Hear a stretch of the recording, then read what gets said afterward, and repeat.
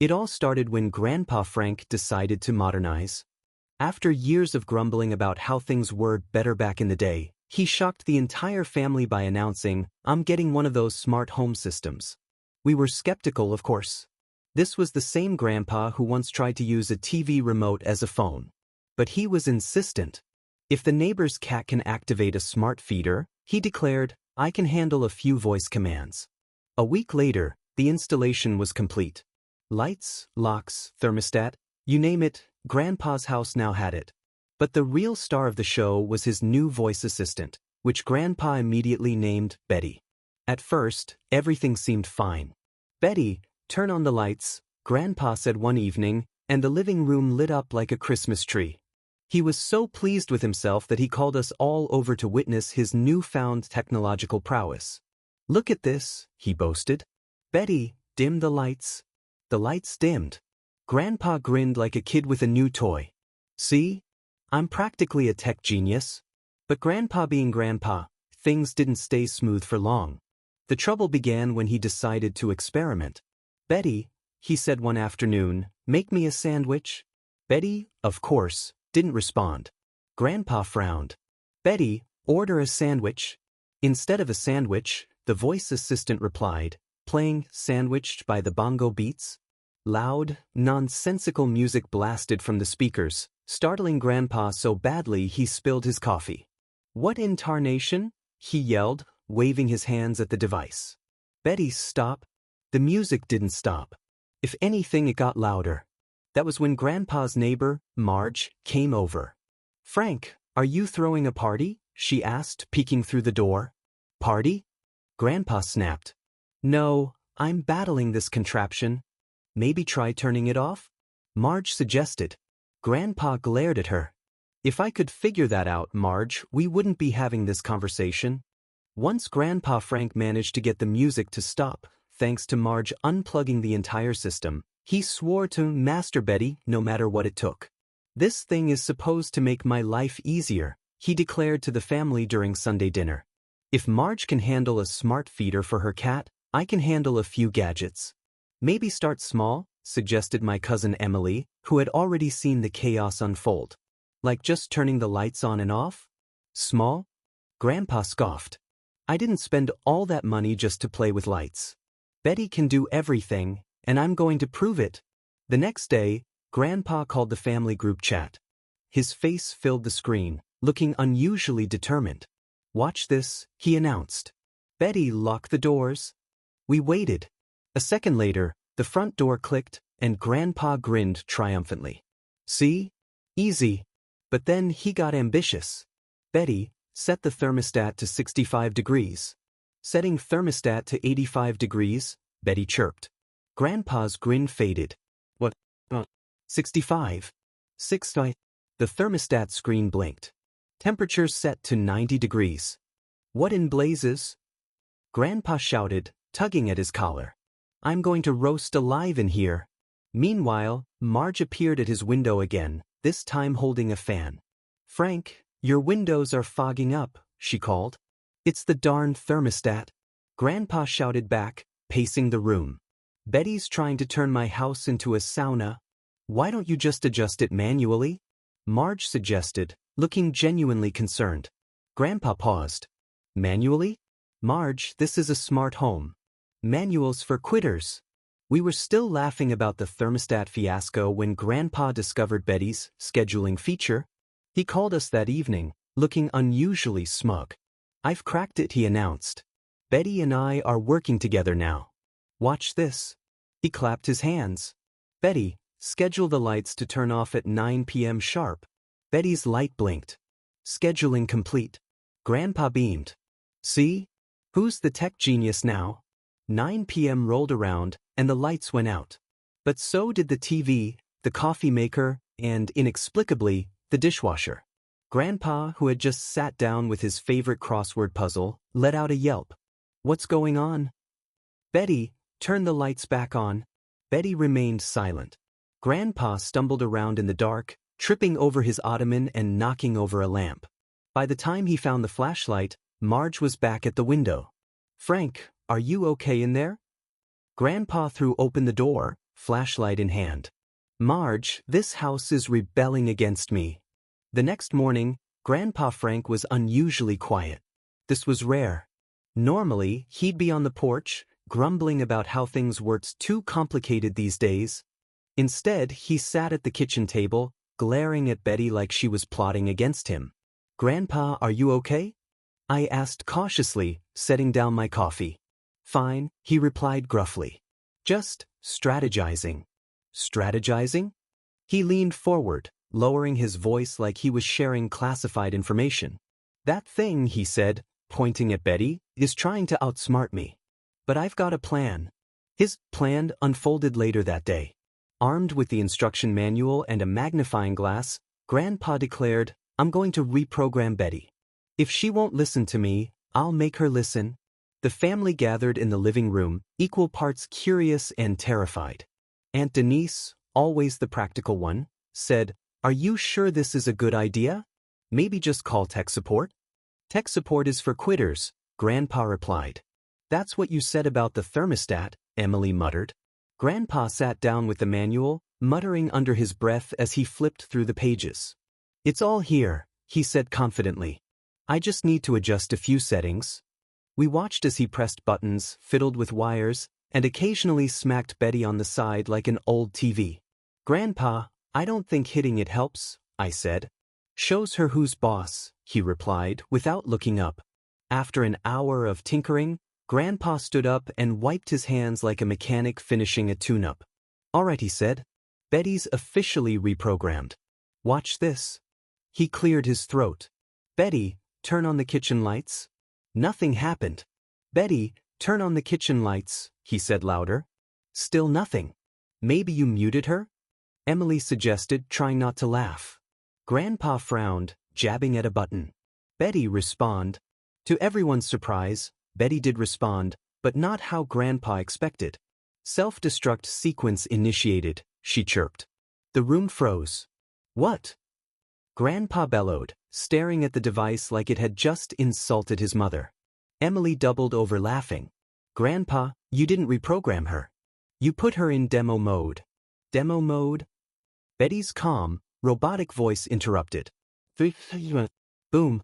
The speakers let out a cheerful ding, followed by silence. Grandpa glared at Betty, his face turning red. "This isn't over," he muttered. After that self-destruct fiasco, Grandpa Frank's confidence was shaken, but not broken. He spent the next day pacing the house, muttering to himself, and occasionally shooting Betty suspicious glares. "She's testing me," he said to no one in particular.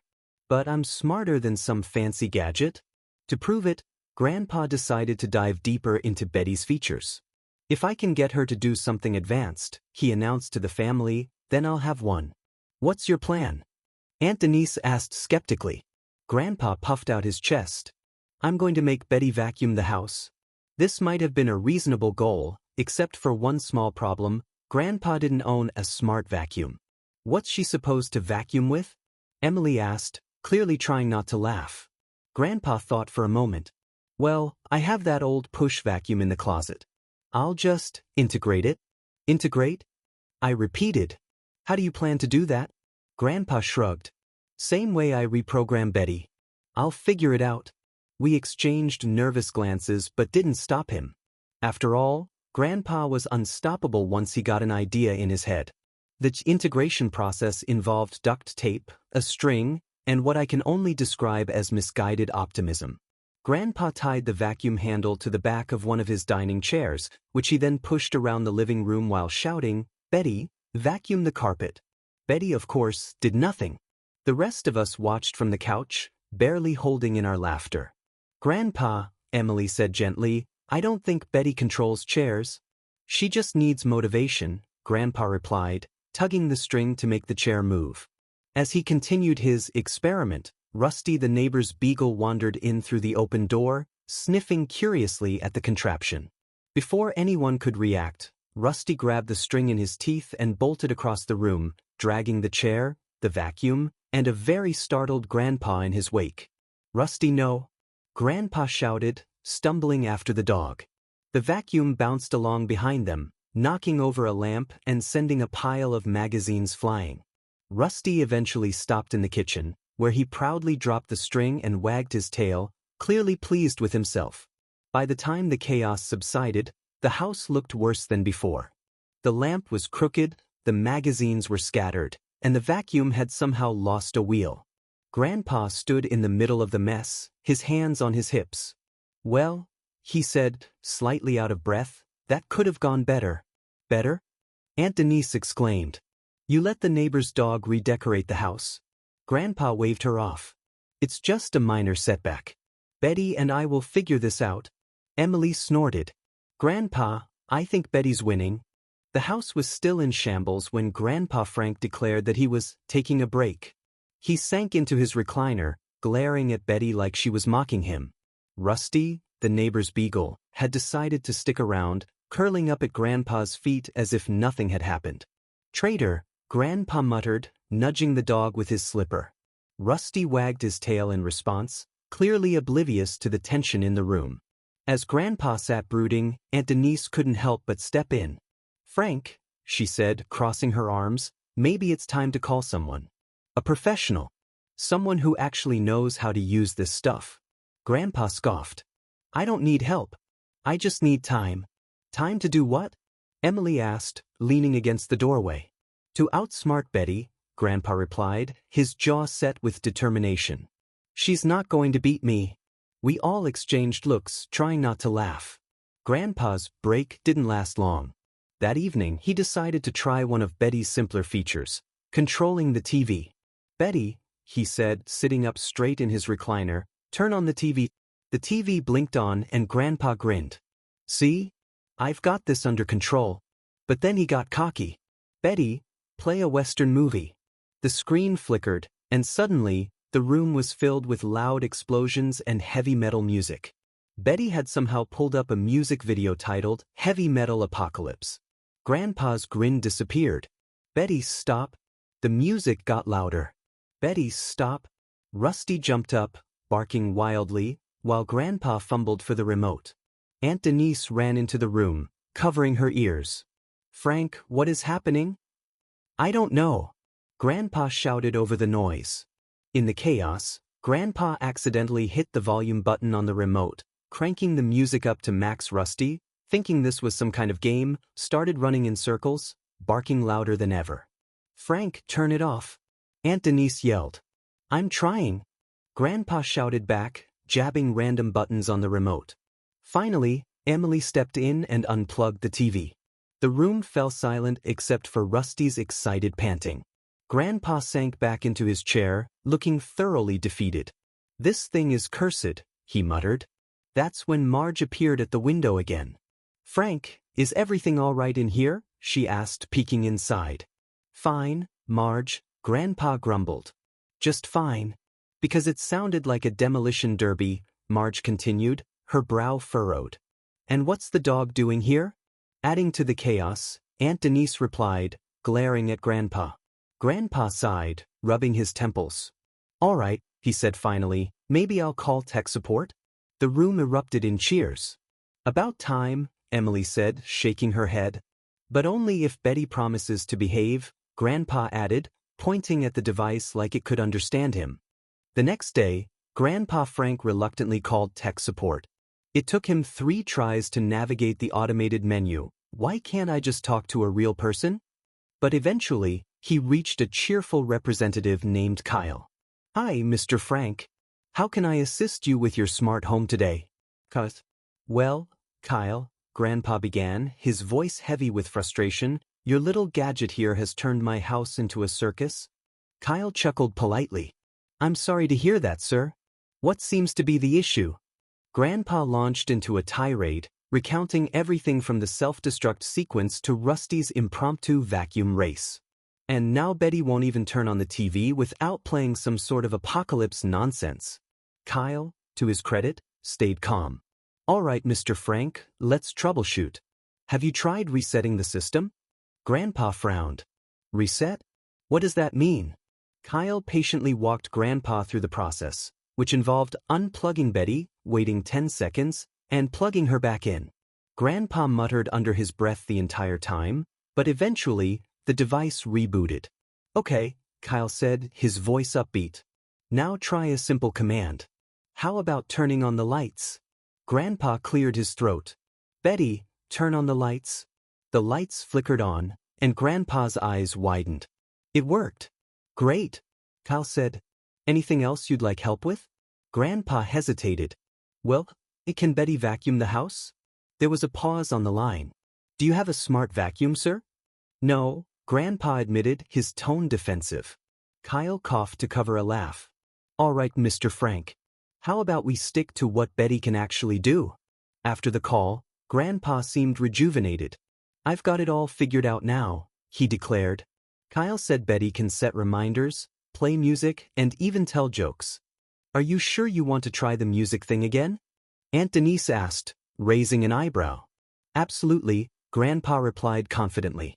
That evening, Grandpa decided to test Betty's joke-telling skills. Betty, tell me a joke, he commanded, sitting back in his recliner. Why did the Scarecrow win an award? Betty replied. Grandpa leaned forward. Why? Because he was outstanding in his field, Betty said cheerfully. Grandpa blinked. Then, to everyone's surprise, he burst out laughing. That's terrible, he said, wiping his eyes, but I love it. Rusty barked, as if agreeing, and Grandpa patted his head. See? Betty and I are finally getting along. Just as we thought Grandpa had mastered his smart home, he decided to set an alarm. Betty, wake me up at 7 a.m. tomorrow, he said. Alarm set for 7 a.m., Betty chirped. Satisfied, Grandpa went to bed. At precisely 7 a.m. the next morning, the alarm went off, but it wasn't a gentle chime. Instead, the entire house was filled with the blaring sound of a foghorn. Grandpa shot out of bed, nearly tripping over his slippers. What in the... Rusty barked frantically, running in circles, while Aunt Denise stumbled out of her room, covering her ears. Frank, what is happening? She yelled over the noise. I don't know, Grandpa shouted back. Betty's gone rogue again. Emily, still half asleep, stumbled into the room and yelled, Grandpa, just tell her to stop. Betty, stop, Grandpa bellowed.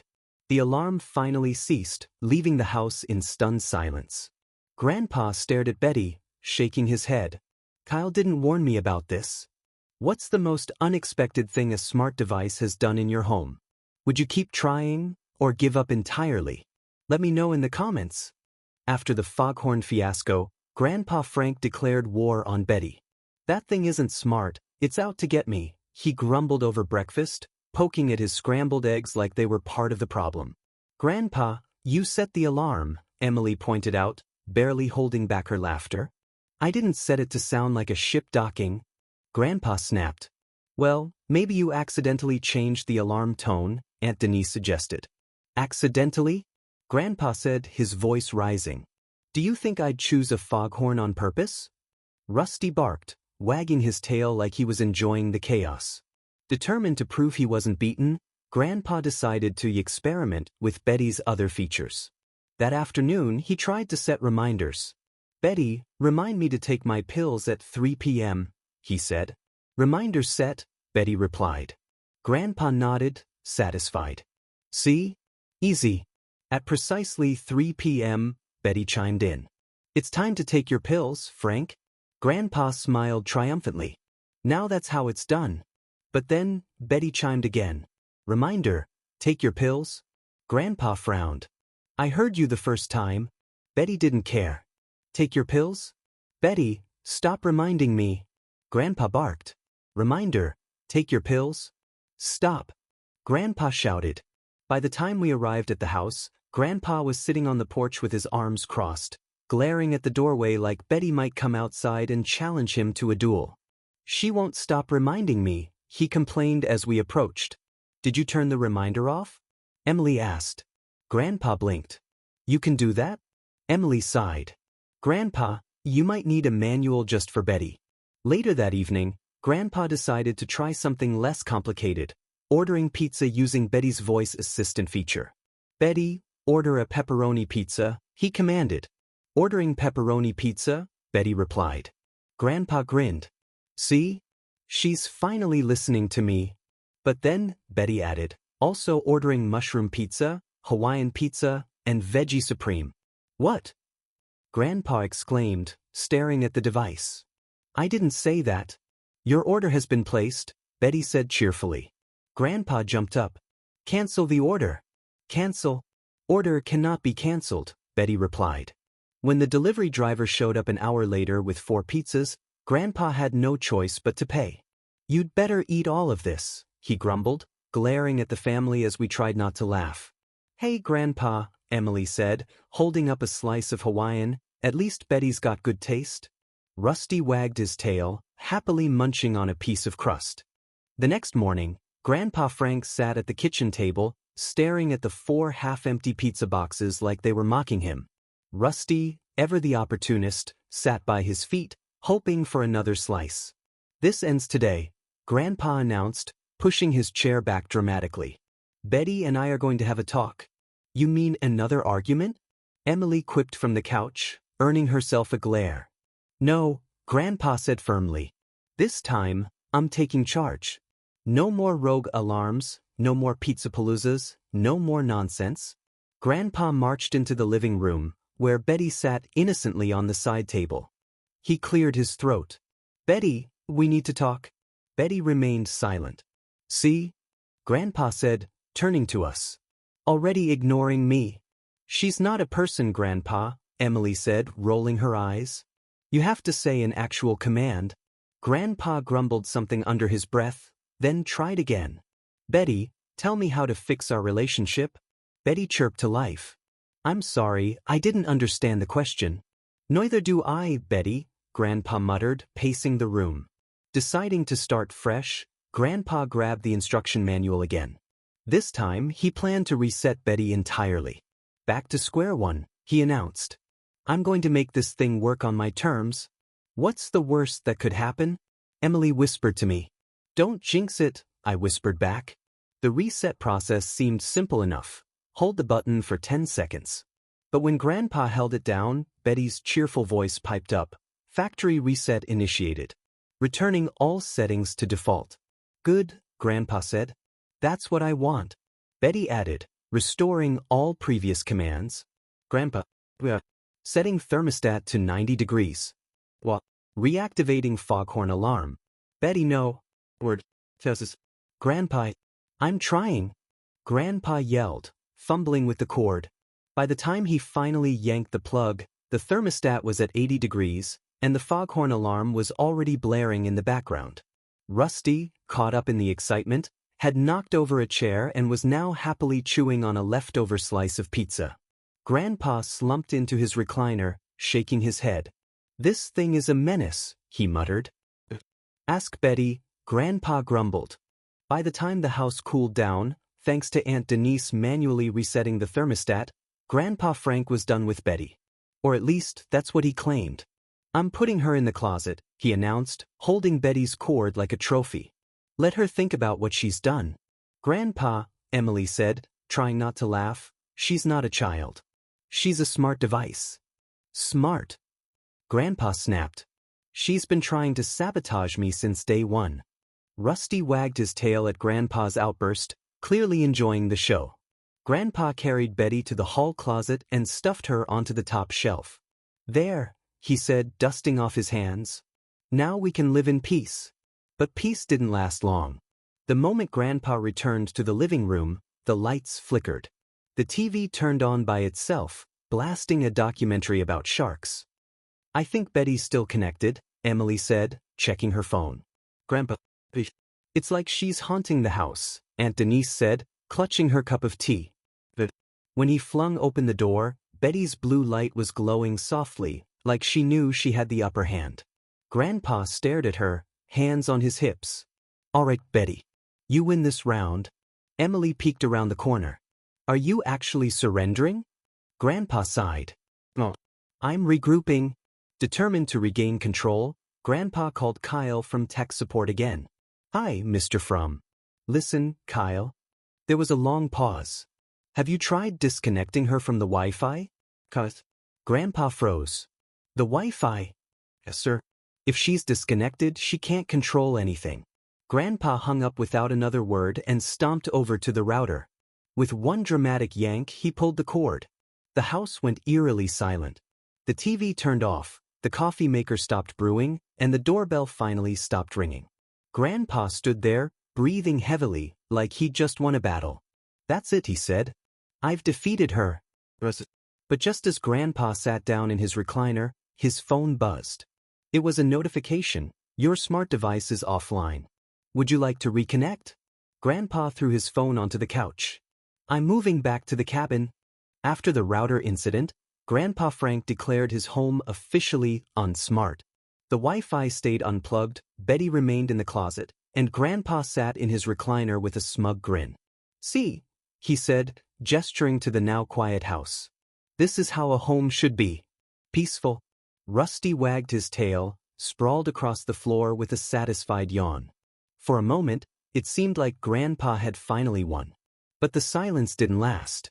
That evening, Aunt Denise decided to use her phone's hotspot to check her email. Unbeknownst to her, this reconnected Betty to the network. It started innocently enough. The lights flickered, but nobody noticed. Then the thermostat clicked, setting itself to 72 degrees. But when the TV suddenly turned on and started playing Shark Week again, Grandpa's eyes snapped open. "What now?" he grumbled, sitting up in his chair. "Grandpa." "No," Grandpa replied, narrowing his eyes. "But I'll bet Betty did." Determined to end the madness once and for all, Grandpa marched to the closet. He yanked Betty off the shelf and brought her back to the living room like a prizefighter dragging an opponent into the ring. "This is it," he declared. "Betty, you and I are settling this once and for all." "I'm going to outsmart her," Grandpa said, his voice filled with conviction. Grandpa plugged Betty back in and sat down across from her, staring her down like they were in a standoff. "All right, Betty," he said. "Turn on the living room lights." The lights blinked on. Grandpa smirked. "See? She's learning who's boss." But then Betty spoke. "Would you like to set up a recurring schedule for lights, thermostat, and appliances?" Grandpa froze. "Recurring schedule? What's that?" "Emily." "Just don't." Ignoring her, Grandpa said confidently, "Yes, Betty, set a schedule." Betty chirped. "Scheduling complete. Thermostat set to 90 degrees at 6 a.m. Lights will turn on at maximum brightness at 5:59 a.m. Alarm set to foghorn for 6:01 a.m. Grandpa's jaw drops. "Command not recognized," Betty replied cheerfully. The rest of us couldn't stop laughing as Grandpa scrambled to unplug Betty again. Rusty barked excitedly, running in circles around the room. "Frank, just leave her in the closet." Aunt Denise shouted over the commotion. "No, Grandpa." But by the time he managed to pull the plug, the house was already a circus. The lights were flashing, the foghorn alarm was blaring, and Rusty had somehow managed to knock over a chair. Finally, Grandpa slumped into his recliner, defeated. "That's it," he said, waving a hand in the air. "Betty's going back to the store." Emily snorts. "Does Gran?" "Come on, boy," Grandpa muttered. "Let's go teach Betty a lesson." And with that, peace was finally restored, at least until Grandpa found out the shed had Wi-Fi too. What's the funniest battle you've had with technology? Would you ever let Grandpa Frank near a smart home again? Let me know in the comments.